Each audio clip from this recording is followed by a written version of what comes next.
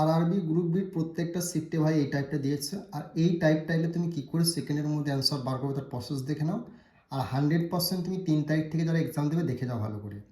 দেখো যখনই বলে ব্যাসার্ধের অনুপাত, দেখো দুটি বৃত্তের ক্ষেত্রফল অনুপাত বলে দিয়েছে, এই ব্যাসার্ধের অনুপাতটা জিজ্ঞেস করো তখন তুমি কি করবে, কি বলেছে বৃত্ত, এই কথাটা মনে রাখবে, বৃত্তের ক্ষেত্রফলের অনুপাত বলে দেবে। আর ব্যাসার্ধের অনুপাত জিজ্ঞেস করো তখন তুমি কি করবে, এই যে এটা দেখবে এটা কার স্কোয়ার আছে, মানে 2, এটা কার স্কোয়ার আছে 3 স্কোয়ার, 3, 2:3 হয়ে যাবে এই প্রশ্নের রাইট অ্যান্সার। অপশন এ হয়ে গেল এই প্রশ্নের সঠিক উত্তর। কোনো রকম সূত্র ফর্মুলা তুমি ইউজ করতে যাবে না এই অঙ্কটার ক্ষেত্রে। সূত্র ফর্মুলা ইউজ করলে তোমার এই সেম জিনিস অ্যান্সার আসবে, সেক্ষেত্রে তুমি কিন্তু এই প্রসেসটা কাজে লাগাবে। বৃত্তের ক্ষেত্রফলের অনুপাত বলে দিলে, ব্যাসার্ধের অনুপাত জিজ্ঞেস করলে যে সংখ্যাগুলো থাকবে তার স্কোয়ার, মানে যদি এখানে ধরো 25 থাকতো, মানে 5 স্কোয়ার মানে 25, 5 হতো। তাহলে এখানে 36 থাকতো, মানে 36 কারে 6 স্কোয়ার মানে 36, 6 হতো, 5 আর 6 হতো। বুঝতে পারলে? যদি এই টাইপের অঙ্ক আসতে আশা করছি করে আসতে পারবে। তো তুমি যদি 27 সালে গ্রুপ বির এক্সাম দেবে, তোমাদের অক্টোবর মাসে কিন্তু গ্রুপ বির আবার নতুন করে ফর্ম আসছে।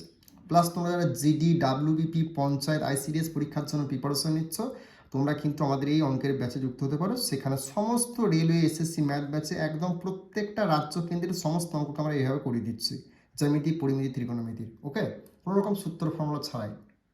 নেক্সট অঙ্ক, প্রিজম থেকে তোমাদের অঙ্ক 100% গ্রুপ ডিতে আসবে। ওকে, প্রত্যেকটা শিফটে 25 সালে দিয়েছিল, ভালো করে দেখে যাও। একটি লম্ব প্রিজমের ভূমি একটি রম্বস, যার কর্ণের দৈর্ঘ্য 6 সেমি ও 4 সেমি। কর্ণের দৈর্ঘ্য দুটি কী বলে, 6 সেমি 4 সেমি। প্রিজমটির উচ্চতা বলে দিয়েছে 2 সেমি হলে প্রিজমটির আয়তন কত। যখনই তোমাকে প্রিজমের আয়তন জিজ্ঞেস করবে না, কি প্রিজমের আয়তন, তখন তুমি কি করবে, এই যে সংখ্যা দুটো আছে না, এই সংখ্যাকে তুমি 1/2 দিয়ে তুমি গুণ করে দেবে।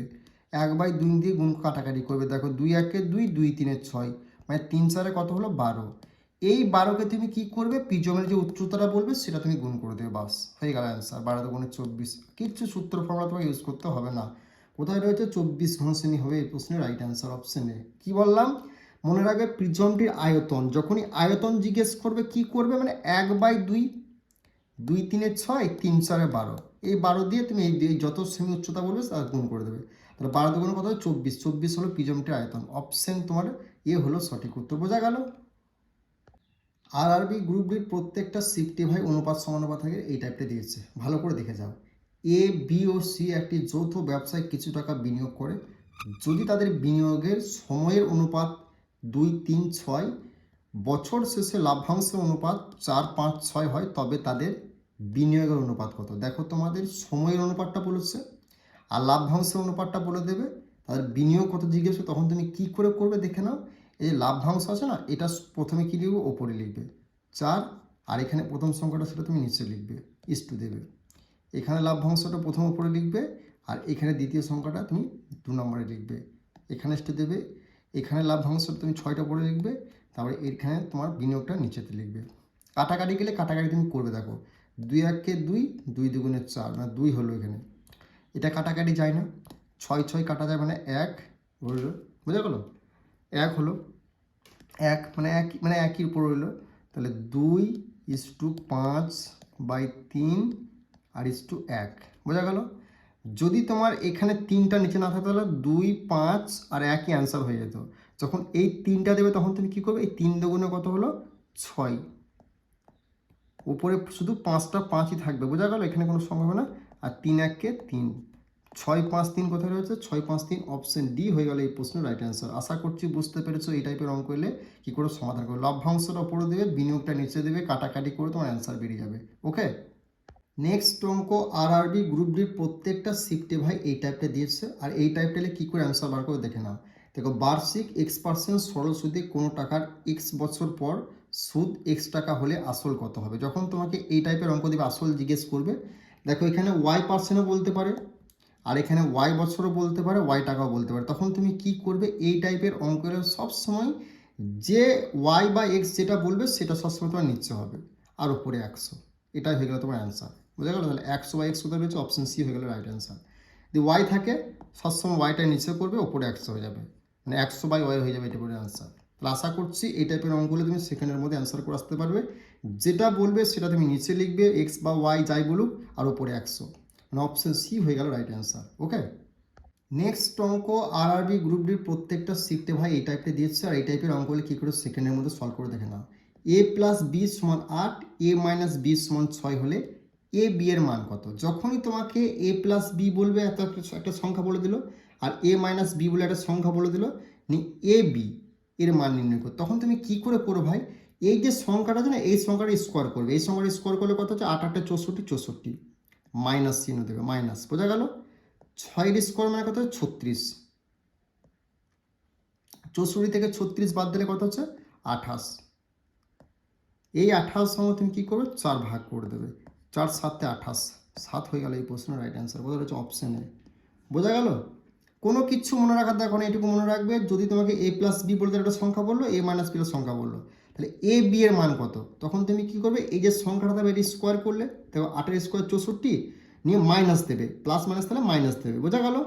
এখানে সংখ্যাটা স্কোয়ার করলে, এই দুটো থেকে বিয়োগ করলে যে সংখ্যাটা হলো তার সঙ্গে তুমি 4 দিয়ে ভাগ করে দিলে, বাস, আর কিচ্ছু করার দরকার নেই। 4 7 28 হয়ে গেলে এই প্রশ্নের রাইট অ্যান্সার, বোঝা গেল?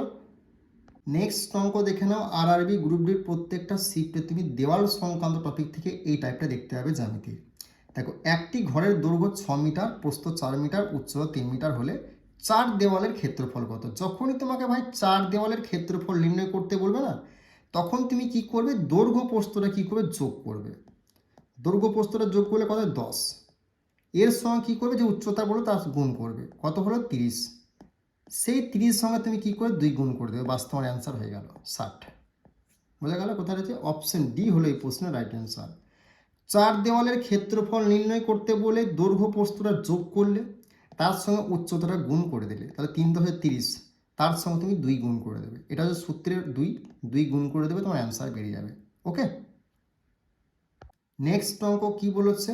গসাগু নির্ণয়। 100% তুমি 3 তারিখের প্রত্যেকটা শিফটে, ফার্স্ট সেকেন্ড থার্ড শিফটে দেখতে হবে গসাগু নির্ণয়। গসাগু নির্ণয় করো, কত বলে? 2/3, 8/9, 10/27, 16/81।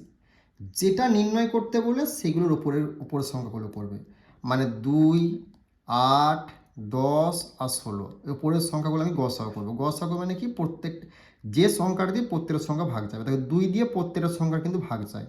2 দিয়ে 2 1 2, 4 2 8, 5 2 10, 8 2 কত হচ্ছে? 16। এবার কিন্তু এবার কি এমন কোনো সংখ্যা আছে যে সংখ্যাটা দিয়ে সব এই সংখ্যাগুলো প্রত্যেকটা ভাগে যায় না? তাহলে আর কিন্তু হবে না। আর গসাগুর ক্ষেত্রে আমরা কিন্তু এই প্রত্যেকটা সংখ্যায় গুণ করব না, এইখানে যে মাথাতে যে সংখ্যাগুলো থাকবে সেই সংখ্যাগুলো নেবো। তো মাথাতে 1 2 আছে, 2টা হয়ে যাবে তোমার গসাগু, 2টা হয়ে গেল গসাগু। নিচেতে তোমায় কী করতে হবে? নিচের সংখ্যাগুলো লসাগু করতে হবে। এবার যদি অপশনে যদি একটারই সংখ্যায় 2 থাকে প্রথমে, তাহলে সেটাই আমার অ্যান্সার হয়ে যাবে, তাহলে আমার চেক করার দরকার, তাহলে এটা অ্যান্সার হয়ে গেল। আর যদি আরও একটা সংখ্যা 2 থাকতো, সেক্ষেত্রে তোমাকে এই নিচেটা লসাও করতে হতো। আর লসাও করলে কি করবে? এগুলো লসাও করবে।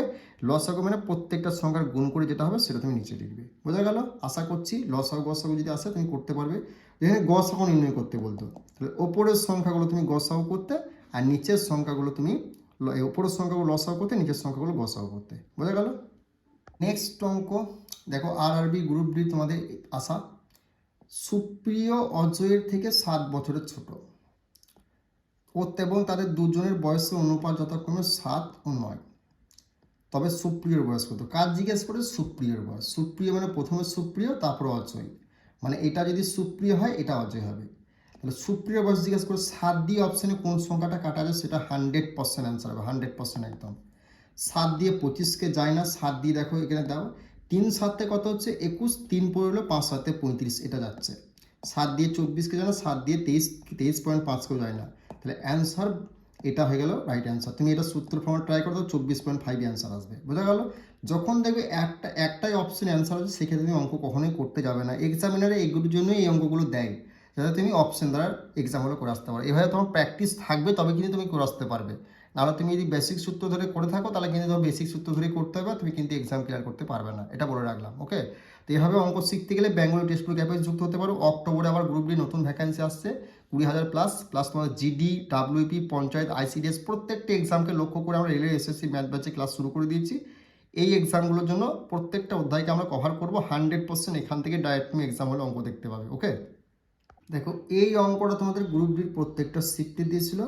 তো কোনো দ্রব্যের ক্রয় মূল্য বিক্রয় মূল্যের অনুপাত বলে দিচ্ছে 10 আর 11, তবে শতকরা লাভের পরিমাণ কত। যখনই তোমাকে এই টাইপের অঙ্ক দেবে, ক্রয় মূল্য বিক্রয় মূল্য অনুপাত বলে দেবে, শতকরা লাভ করো, তখন তুমি কী করে করবে?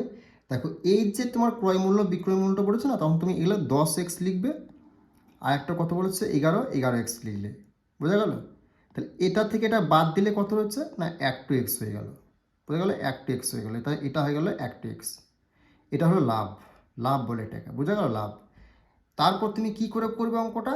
এই যে লাভ আছে এক্সট্রা তুমি ওপরে লিখলে, নিচে যে তুমি কি করবে, যে ক্রয় মূল্য কত, ক্রয় মূল্য প্রথম 10x তুমি লিখলে, বুঝা গেল? নি ইন্টু 100, বাস, আর কিচ্ছু করার দরকার নেই ভাই। এই একটা এক্স 10, 10-এ 100, 10% হয়ে গেলে এই প্রশ্নের রাইট অ্যান্সার, 10 হয়ে গেলে এই প্রশ্নের রাইট অ্যান্সার, বোঝা গেল? অপশন বি হলো এই প্রশ্ন সঠিক উত্তর। ওকে।